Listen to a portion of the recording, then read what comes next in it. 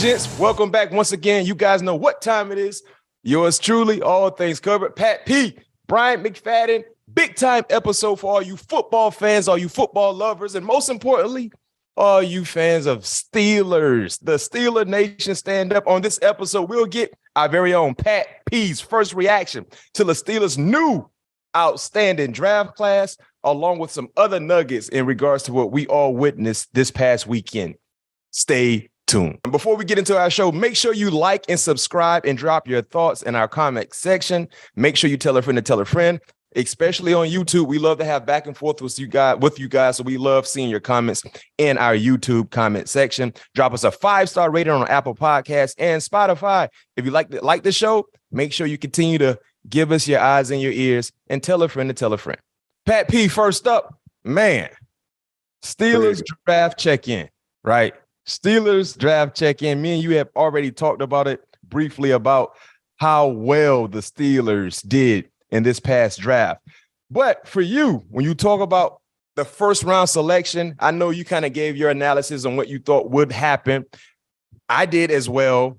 They went offensive line. What was your thoughts on the first round selection by the Pittsburgh Steelers, specifically speaking, tackling the offensive tackle position? Man, I knew that we would go on the offensive side of the ball just because, like I said, the history, of it being itself is, we're all not blind to the fact that, we need to, keep our quarterback upright, keep him young quarterback, healthy, by the way, young quarterback upright, young franchise quarterback who the Steelers drafted last year, who I believe have a ton of promise. In its future, so going out and getting a guy and Broderick Jones, I feel that it definitely filled that need. It's giving the quarterback an opportunity to feel comfortable, not only the quarterback, but the running back as well. Because like I said on my hit with HQ, CBS HQ, Jones is a body mover. This guy's a pocket maker. You know what I mean? So he gives the quarterback the ability to stand strong and stand tall in the pocket. I thought the pick was outstanding. And not only that pick, going down, from round 2 to round 3, what I thought the steal of the draft, although Joey Porter Jr., we kind of thought that we would kind of get him. I think I know where you're going. Man, Darnell Washington. Yeah. Ooh. Yeah. I thought that was a steal in the draft. And knowing the history of the draft, those third rounders, tight ends, some third round tight ends. Hey man, they always come out massive. Special for some odd reason. Hey, Pat P, have you ever in your long career, have you ever covered someone who's 6'6", 6'7"? I don't think so. The tallest guy played was Calais. And we played on the same side of the ball. Yeah, y'all on the same side of the ball. And I mean, Calvin was like 6'4". Yeah, Calvin was 6'5", 6'6". You sure? I thought he was like 6'4". Hell yeah, every bit of it. I mean, I'm talking about his combine measurements. Like I think he was 6'5" at the combine. I think he was 6'4" at the combine. Yeah, okay, he was 6'5". So hey man, Mac, I know I had to guard that monster a couple times. Yeah. So Calvin would be the tallest you've ever covered. No, yes. Actually, I thought it was Vincent Jackson. Vincent Jackson about like 6'4", 6'5" too. I had to guard Vincent Jackson and he played for the Chargers too. Malcolm. What's his last name? 80. Number 80. 80. Malcolm. Yeah, slim and tall too. Yeah. Well, freaking Darnell Washington is 6'7". Yeah, he's 6'7", but he's the tallest for sure. he is going to be the tallest. I'm right there with you in regards to the steal. With him being available at the end of the third round, I was surprised to see that. And you add another weapon. And the unique thing about Darnell Washington is that he's like an extra tackle, right? Because he's really good in the run game as well. So now, if the Pittsburgh Steelers and Matt Canada, if they want to come out into this old school mentality with 12 personnel for our listeners, our viewers, is basically we have 2 wide receivers, 2 tight ends, and 1 running back. If they want to go out and utilize 12 personnel, most defenses, because you have 2 athletic pass catchers at the tight end position that you have to respect. They might come out in their nickel package or their dime package. If that's the case, you can just run it down the teeth of their defense. Right? Because they got little bodies out there in being respectful of the pass. Or if they want to put bigger bodies out there, you still like your two tight ends in that matchup against bigger bodies that are not nickel or dime like guys. So this is could be a unique matchup nightmare for opposing defenses. I got an opposing question for you. What you got? And to me, I was thinking about this last night. How would you compare this team to your rookie season? Because it has comparison. Because when Ben won his first Super Bowl, that was his second year, right? That was second year. That was the second year. You guys had receivers. You guys had Heath Miller. You guys had Jerome Bettis, Willie Parker. You guys had an old savvy. No, I won't say old. I don't like using that word. A savvy defense. Experience. How would you compare the two teams, the rosters per se? That's a good question. So my rookie year, that was Ben's second year, as you mentioned, comparing the quarterbacks. Kenny going into his second year, Ben going into his second year at that time. Ben rookie year, the structure around him was different because when Tommy Maddox got injured, the Pittsburgh Steelers had vet after vet. So Big Ben came into a situation where everything was already laid out around him. He just needed to play smart, sound football, in which he was able to. Kenny walked into a situation last year, not necessarily a rebuild, but that team was still trying to create its identity with a lot of new nuances at it. And also, Ben's rookie year, that team went 15-1. Ooh, right. So going to his second year, the expectations was pretty high, which his second year, my first year. But what I'll do this.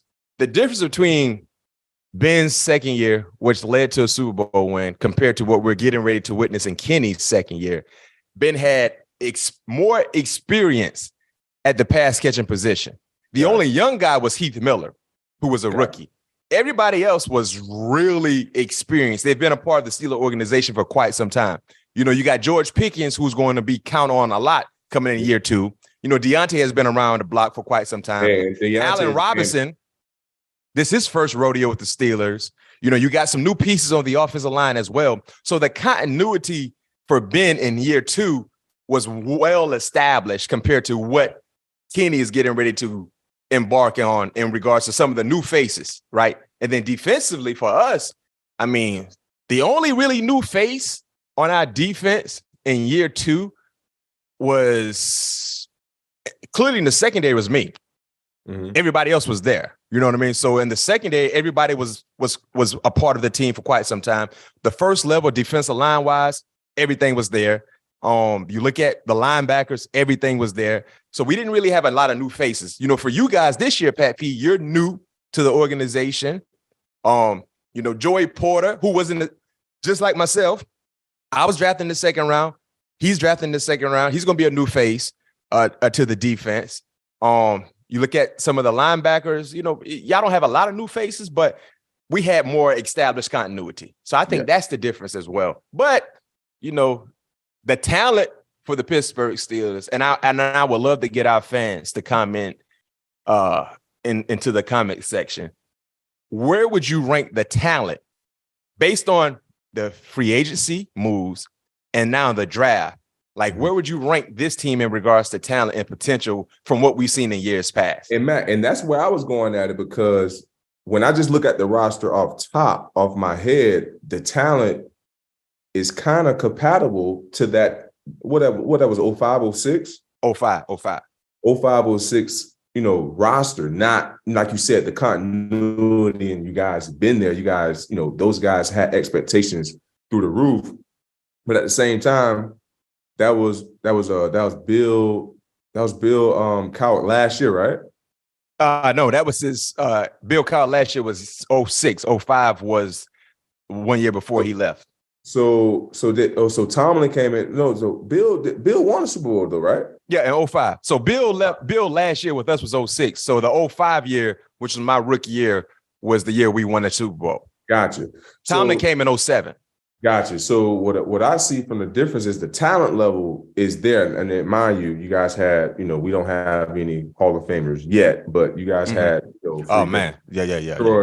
That's the difference. And So let me break down. I was just having a conversation with somebody about this. I said, man, for me to not be an old guy, I played with a lot of Hall of Famers. So we had Alan Faneca on that 05 team, Hall of Famer. Jerome Bettis on that 05 team, Hall of Famer. Troy Polamalu on that 05 team, Hall of Famer. Eventually, we believe at some point in time, Hines Ward Hall to be able to get into that Hall of Fame. What about James Harrison, who wasn't even a starter on that team? Right. Potentially Hall of Famer. So that's the thing. And it's going to take some time for us to even realize on your current roster, of course, you should be in the Hall, right? TJ Watt, the direction he's going, he should be in the Hall. I forgot about Big Ben. I play with Big on that 05 team. He's going to be in the Hall. So we're talking about, how many I just named? I think like 5 or 6. Alan Faneca, JB, Troy, eventually, well, let's say we know for sure Ben is going in. So that's 4 guys right there. Yes. Eventually, we believe James Harrison and the Hines should be able to get in. That's a total of 6. And that's a total of 6 right there. So don't put which Pouncey you no, you didn't play with none of the Pouncey. No, Pouncey wasn't on that 05 team. Yeah. Like I played with Pouncey later on, but in that Super Bowl team, and I like this question because there are a lot of connections with the 05 team compared to the 2023 team in regards to having a second-year young quarterback. Both are first rounders. And clearly for Big Ben, year 2 for him, the expectation is pretty high, not just as an individual, but just overall team-wise. And I think the same can be said for Kenny Pickett and this year's Pittsburgh Steelers team as well. Yeah, so that's a good question. But yeah, the talent, man, well, if we go throughout the entire draft, we just talked about Broderick Jones, Joey Porter, Keanu Benton, a big-time play at the nose guard position. Darnell Washington, Nick Harbig, who has a brother on the team as well. I mean, it's a family reunion right now if you look at the Pittsburgh Steelers and what they're doing. Corey Trice, cornerback from Purdue, and Spencer Anderson, man. Let us know how you feel about the draft, man, how excited you were watching the draft, seeing Omar's first draft and everything he was able to do. And we're talking about a family affair. I mean, Cam and Connor Hayward are brothers. Cody White his dad is a scout. Wow. Patrick Peterson, of course, we cousins. Joey Porter Jr., son of Joey Porter. Nick and Nate Harbig or their brothers. And remember also, TJ had a brother on the team as well. I don't know what his status is, but it's a family affair, man. So y'all boys should be extremely comfortable, man, around each other and around the building because clearly that bloodline means something to the Steelers organization, Pat Pete. Yes, sir. And I love it, man. I can't wait to get this party started. I got a draft question for you, Pat P. If you were in this, if young LSU Pat P was in this draft this past week, what would your fit look like? Like when you talk about nowadays how these guys are wearing you were more generic, you were more traditional, right? You were more traditional, but we know you love the swag and seeing how the swag has kind of changed over years. What would your fit look like? Hey, that's good you asked me that because honestly, Mac, it probably would have been the same. All I would probably did was change up my watch because I had a Rolex on, so I probably would have went Patek for sure. Mm-hmm. Yeah, you're a Patek guy. You love Patek. Shout out to Patek too. If you want to sponsor the show, just let us know. So I'm a presidential type of guy. So I definitely would have had a Patek. That's the only thing I would have changed, and probably my shoes because I had hard bottoms on. I probably would have had some sneakers or designer sneakers. Yeah, some sneakers or maybe some loafers. Yep. Something like that to be a little bit more comfortable, walking down the red carpet. But for the most part, probably would have kept it the same. And also, I would have changed my sunglasses. And my suit probably wouldn't have been LV. LV was big back then. I probably would have got me like a Dior when it rained. Yeah. You know what I mean? So I'd have me a Dior fit suit. Designer sneakers. Yeah, designer sneakers or loafers. Patek watch, no belt. I don't want to have no belt because, like I said, presidential, it's different nowadays. I got to go European style. Yeah. So no belt. Yeah. A fly tie, of course. And man, and some Christian Dior sunglasses, the light tinted ones, so you still see my eyes. See your eyes, no question. Yeah. I already know. And talking And about I still would have eyes, had my rocks in because I still don't wear no chains. yeah. I would have had my big diamond earrings in too, though. A few carats in your ear. Yeah, about 7 somewhere. The boy heavy. The boy said about 7. A light 7. Hey, speaking of Christian Dior, Joey Porter Jr. revealed to us on our show over a week ago he was rocking. He would be wearing a custom Christian Dior suit. Unfortunately, he didn't get a chance to walk up to the stage to show off that suit in day 1. But day 2, he fell. He was right there for the Steelers with the first pick in the second round at 32.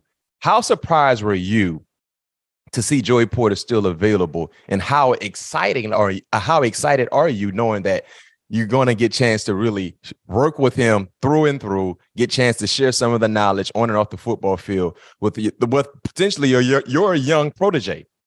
Man, you know what's crazy about, I was watching the draft, I was watching, the entire first round and watching it go by. And when I saw Gonzalez go, when he went 17, whenever he went to New England. Yeah, he went to the Patriots. The Patriots and Steelers swap picks. Yeah, I said, we might have a chance to get him just because looking at the picks after that, they wanted corners, but knowing the team, they wanted like more shiftier guys, more guys that's, a little bit smaller in per se. And I can't even know who went.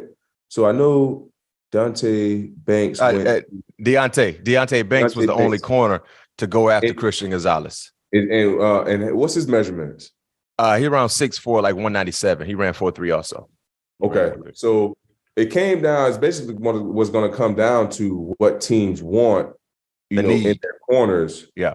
And teams after Christian got picked, I knew it was going to be one team that was possibly going to need a corner, and that was where Deonte went. And he went to, what did he get picked to? Deonte went to the Giants.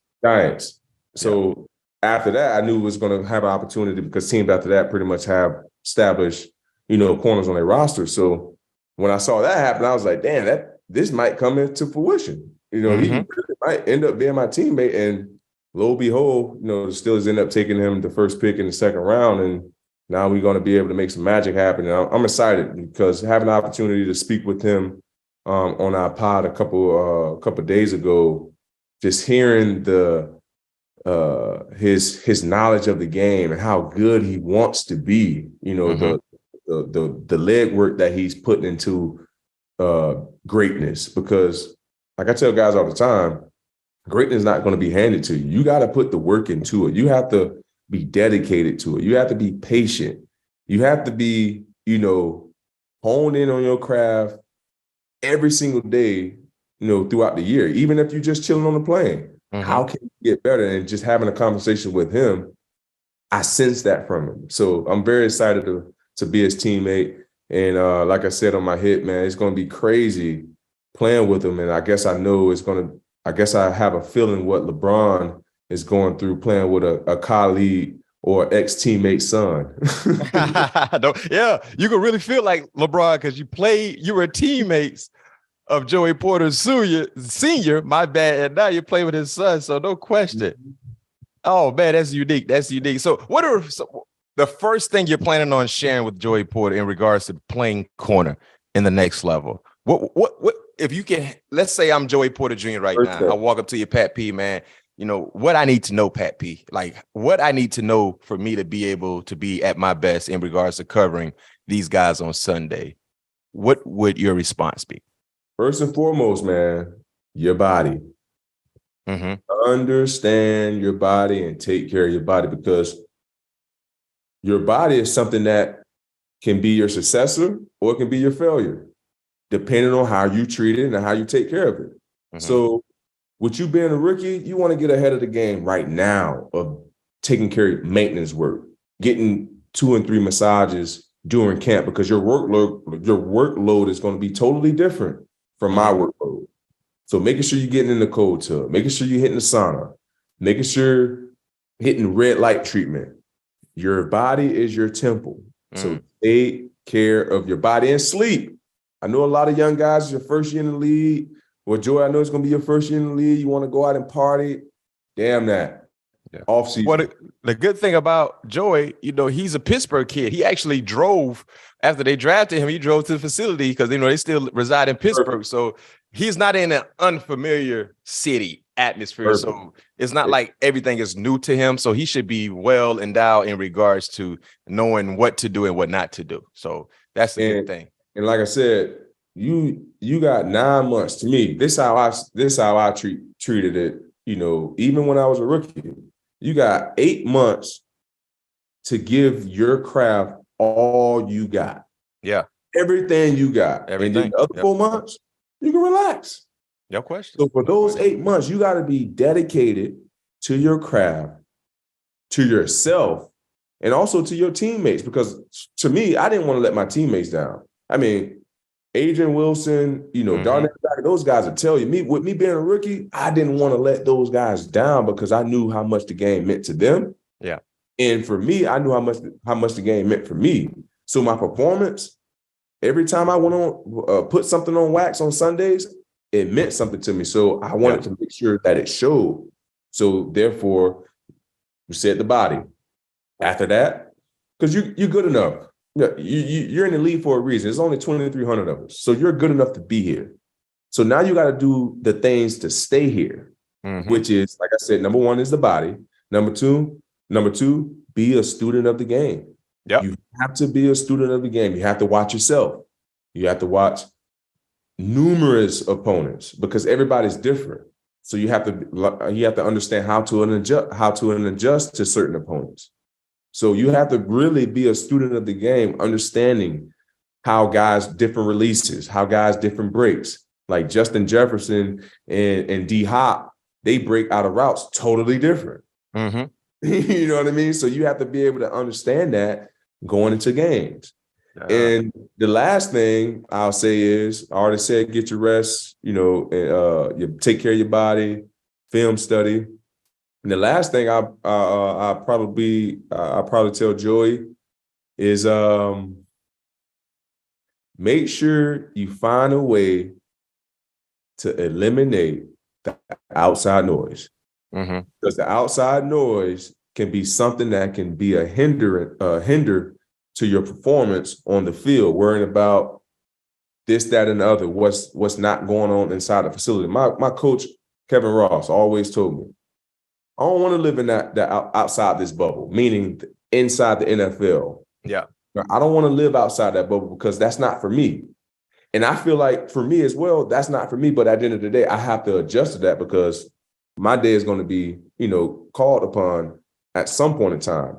But when you come inside that bubble, come inside that facility, nothing else matters. Because if you put bad stuff on tape, you're in the training room, or you're not being what the organization wants you to be, you're going to be right at home facing those problems that shouldn't have been problems, heading into something that's so valuable and important to you is in that being the best that you can be as a ball player to still continue to provide for whoever that it may be, because everybody got different agendas. But if you want to continue to still do that, you have to find a way to block out the outside noise, take care of your body, and be a student of the game. No doubt. Hey, because 13 years, and it's proven, that's what I did, hell. It go by fast, don't it? No question. So whatever advice you can give him, clearly it worked because it worked for you. It worked for you. So Pat P, outside of, Joey Porter as an individual, in the first round, I mean, the corners, it wasn't the number that we thought we would see, but in regards to the position of the first corner coming off the board, kind of surprised everybody. Devon Witherspoon went number 5 to the Seattle Seahawks, a guy who I really liked his game. When you look at some of the top corners that have been drafted extremely high, last year we saw Derek Stingley Jr. go 3. Sauce went 5. In 2020, we saw Kuda go 3rd. And when you look at some of the other guys, Denzel Ward went 4th. 2016, Jalen Ramsey went 5th. You went 5th in 2011. When you factor in seeing a corner go that high, were you surprised to see Devon Witherspoon be the first corner to come off the board, and secondly, to be picked at 5 to the Seattle Seahawks. No, I was not surprised seeing Devon being picked top 5 because I knew it was going to be a toss-up between him and Christian. But Devon, what he brings to the table is attitude. He brings a punch. And he's a ball hawker. Yeah. You know, so he reminds me so much of Jalen Ramsey when I watched the film on him, and I was not surprised that he was going to be the first corner. And also, he fits that Seattle Seahawks mold. He fits that mold of Seattle Seahawks as far as being physical in the point of attack of the ball and also being a great tackler in space. Oh, great tackle. And I think that's the thing that set him apart from some of the other corners. Yes, the way I agree. He approaches tackling. It's not about trying to get you down. No. He's trying to inflict pain. He's trying to break you. Yeah, while getting you down. And he will run up on anybody. He's one of those undersized boxers that will get in the ring with a heavyweight and don't care. And he's looking for the same result. Me knocking you down. And you got to like that. You got to like that. And like you talk about his coverage ability. I said he covered like Darius Slay, but hit like Brian Dawkins.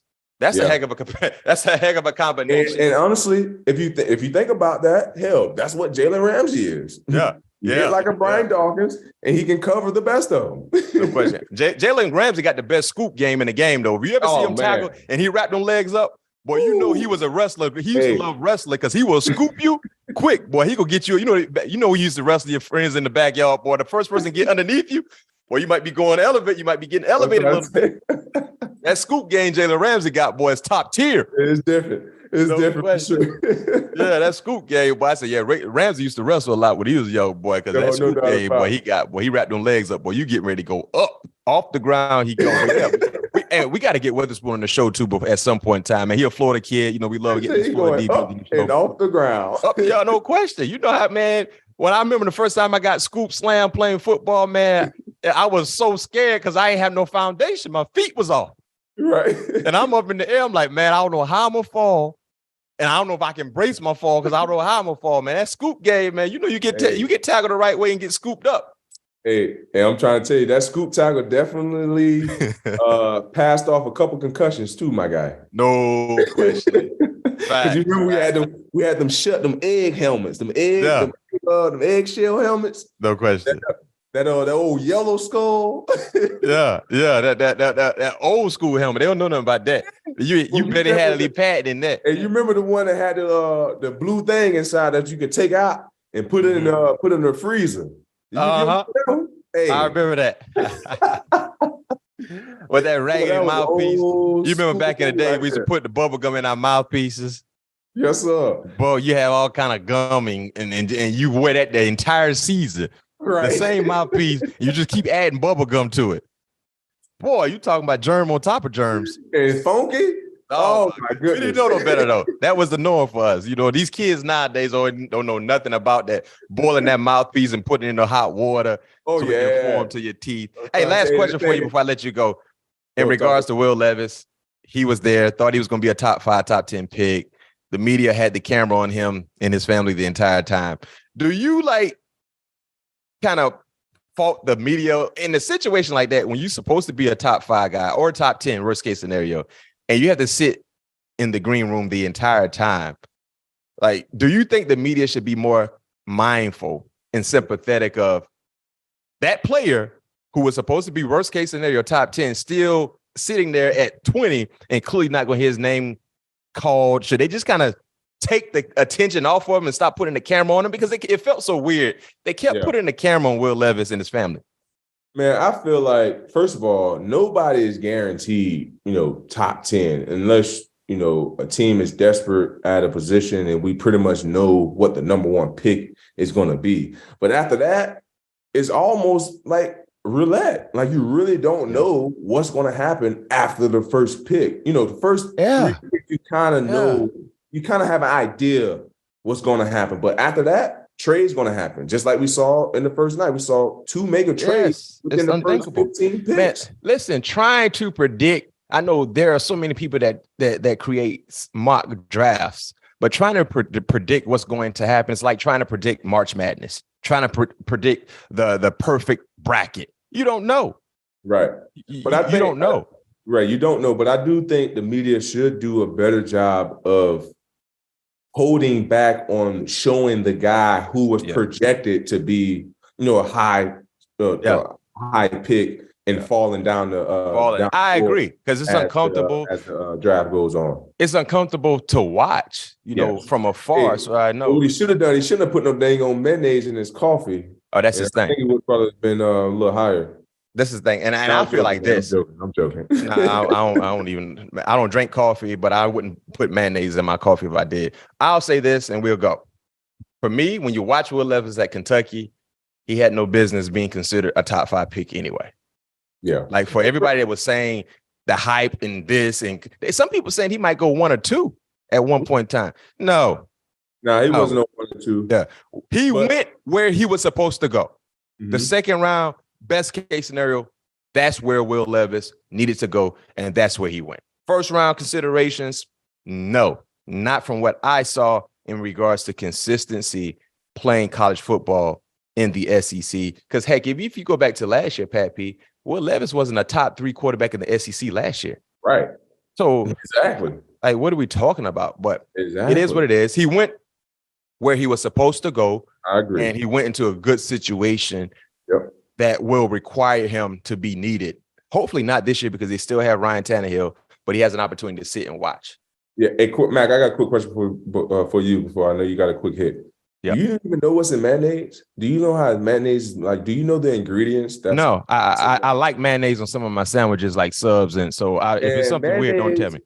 Mayonnaise is freaking olive oil, a raw egg, salt and pepper, and you basically just whisk it, and that makes the egg. So why would you want that in your coffee? Wow. I don't know. That's a good question.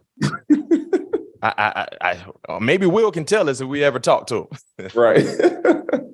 I don't know. But hey, Pat P, great show like always. Steeler Nation, all our football fans, football heads out there, hit us in our comment section. Should they take the camera off prospects who are not drafted where they're supposed to go? Yes. Right. Yes. Steeler fans, are you excited about our draft class? Yes. Is there any comparison to Big Ben's second year, which was 2005, that led to a Super Bowl, compared to Kenny Pickett's upcoming second year? There's a lot we need to hear from. There's a lot we need to hear from. But most importantly, thank you for listening to us and watching us on YouTube as well. Pat P, Bryant McFadden, all things covered. See you when we see you. Peace.